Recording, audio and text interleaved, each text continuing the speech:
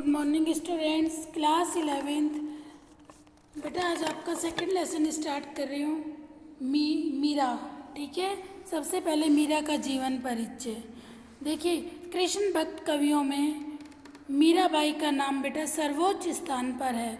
मीरा का जन्म राजस्थान के मेड़ता के निकट कुड़की गांव में सन 1498 ईस्वी में हुआ था। ठीक है, इनके पिता का नाम रतन सिंह था। मीरा का विवाह 12 वर्ष की आयु में ही इनका विवाह राणा सांगा के पुत्र भोजराज के साथ हुआ। दुर्भाग्यवश विवाह के 7 या 8 वर्ष बाद ही मीरा की पति की मृत्यु हो गई। अब वैधव्य के दुख का पहाड़ टूट पड़ा। मीरा के बचपन में ही माता का भी देहांत हो गया था। अब देखिए 12 वर्ष की आयु में मीरा का विवाह कर दिया गया था। ठीक है, 7-8 साल बाद ही शादी के इनके पति की मृत्यु हो गई थी। राजघराना परिवार से थी और राजघराना परिवार में ही विवाह हुआ। मीरा बचपन से ही श्री कृष्ण की उपासिका होने के कारण उनकी कविता में सगुण भक्ति मुख्य रूप से मौजूद है। मीरा बाल्यकाल से ही कृष्ण की भक्ति में लीन रहती थी, पर पति की मृत्यु के बाद तो मीरा ने अपना सारा जीवन कृष्ण भक्ति में ही लगा दिया।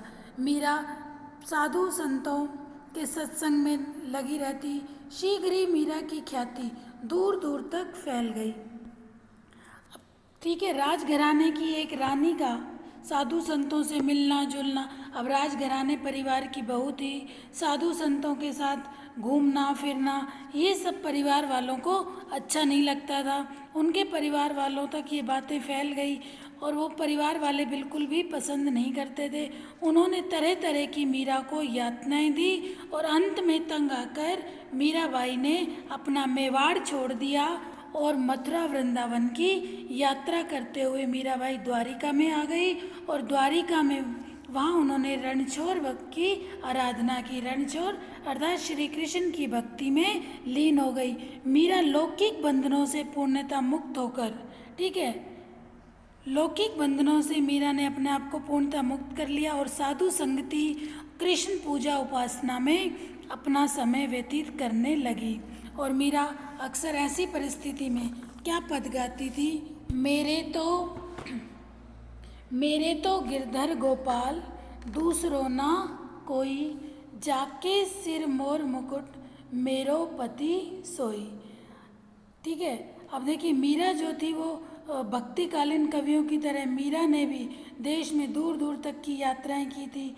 चित्तौड़ राजघराने में अनेक कष्ट उठाने के बाद भी मीरा वापस मेड़ता आ गई। यहाँ से उन्होंने कृष्ण की लीला भूमि वृंदावन की यात्रा की। जीवन के अंतिम दिनों में द्वारका चली गई और माना जाता है कि वहीं रणछोड़ दास जी के मंदिर की मूर्ति में ही समाहित हो गई। मीरा ने लोक लाज, कुल की मर्यादा के नाम पर लगाए गए सामाजिक और वैचारिक बंधनों का हमेशा विरोध किया। पर्दा प्रथा का भी पालन नहीं किया तथा मंदिर में सार्वजनिक रूप से नाचने गाने में कभी हिचक महसूस नहीं की।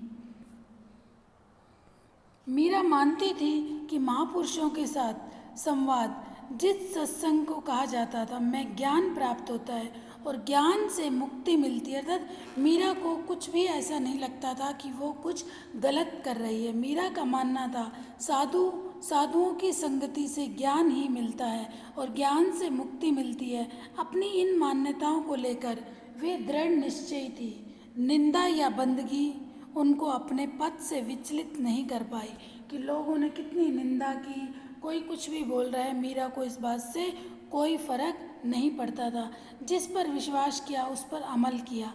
इस अर्थ में उस युग में जहाँ रूढ़ियों से ग्रस्त समाज का दबदबा था, वहाँ मीरा स्त्री मुक्ति की आवाज़ बनकर उभरी। मीरा की कविता में प्रेम की गंभीर अभिव्यंजना है, उसमें विरह की वेदना है, मिलन का उल्लास भी है। मीरा की कविता का प्रधान गुण सादगी और सरलता है। कला का अभाव ही उसकी सबसे बड़ी कला है। उन्होंने मुक्तक गेय पदों की रचना की।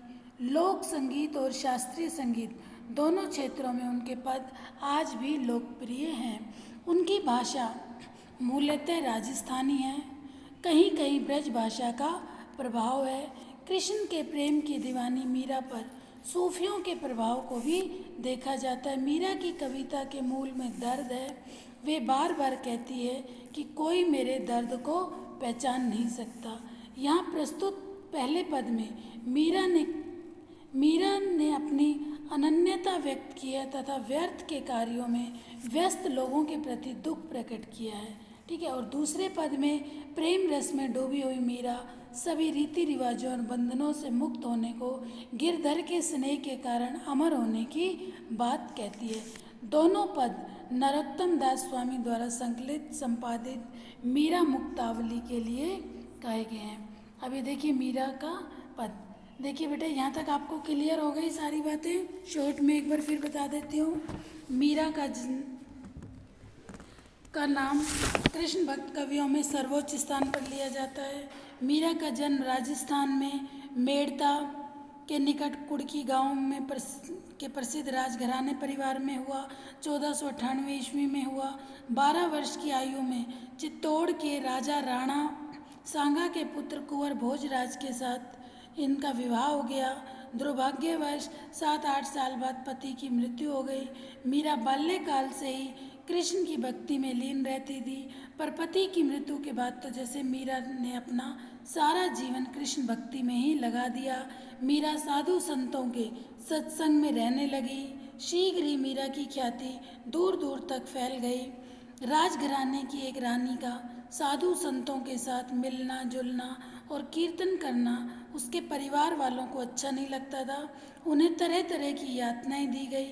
अंत में तंग आकर मीरा ने मेवाड़ छोड़ा और वृंदावन में आ गई और वृंदावन की यात्रा करते हुए द्वारिका पहुंची और रणछोड़ की आराधना में लीन हो गई। मीरा ने लौकिक बंधनों से पूर्णतः मुक्त होकर निश्चिंत भाव से साधु संगति और कृष्ण पूजा में अपना समय व्यतीत करने लगी। ऐसी परिस्थिति में मीरा अक्सर यही गाती थी, मेरे तो गिरधर गोपाल दूसरो ना कोई, जाके सिर मोर मुकुट मेरो पति सोई। अब लौकिक सुहाग मिट जाने के बाद मीरा ने अलौकिक सुहाग पा लिया, अर्थात श्री कृष्ण की उपासना वो अलौकिक सुहाग के रूप में करती थी और पग घुंघरू बांध मीरा नाचीरी अवस्था में आ गई। एक बार देवर राणा विक्रमादित्य ने बेटा मीरा की परीक्षा लेने के लिए उसे जहर का प्याला भेजा कि इतनी अधिक कृष्ण की आराधना करती है और देखो क्या होते। जहर के प्याले को भी मीरा अमृत समझ के पी गई और उसे कुछ नहीं हुआ। ऐसा फिर माना जाता है कि 1546 के आसपास मीरा ने अपना यह नश्वर शरीर त्याग दिया। जैसा कि कहा गया है कि आत्मा अजर और अमर है और ये शरीर क्या है, नश्वर है। मीरा ने अपना नश्वर शरीर 1546 के आसपास कहाँ पे मृत्यु हो गई, 1546 में मीरा ने अपना शरीर त्यागा। मीरा ने मुख्यतः स्फुट पदों की रचना की है। ये पद मीराबाई की पदावली के नाम से संकलित हैं। इस पदावली से कुछ पद छांटकर लोगों ने राम मुलार, राग सोरठा संग्रह, राग गोविंद आदि संकलन बना डाले। सच यही है कि भिन्न भिन्न रागनियों में गाई जाने वाली भक्तिपूर्ण पदावली मीरा की प्रामाणिक रचना है। ठीक है बेटा, आपको ये मीरा का जीवन परिचय बताया। ठीक है, अभी पहला पद देखिए, मेरे तो गिरधर गोपाल दूसरो ना कोई, जाके सिर मोर मुकुट मेरो पति सोही, दाढ़ी दही कुल की कानी कहा करिए कोई, संतन डिग बैठी बैठी लोक लाज है कोई, असवन जल सींची सींची प्रेम बेली बोई, अब ते बैली फैल गई आनंद फल होई, दूध की मथनियाँ बड़े प्रेम से बिलोई, दधी मथी दृत काढ़ी लियो डारी दही छोई, भगत देखी राजी हुई जगत देखी रोई, दासी मीरा लाल गिरधर तारो अब मोही। देखिए इसके हार्ड वर्ड पहले आप लोग लिख लो बेटा। गिरिधर, गिरी को धारण करने वाला अर्थात श्री कृष्ण। ठीक है, गोपाल गाय पालने वाला, गोपाल गाय पालने वाला अर्थात श्री कृष्ण। मोर मुकुट, मोर के पंखों का मुकुट। सोई, सोई वही कुल की कानी, कुल की कानी।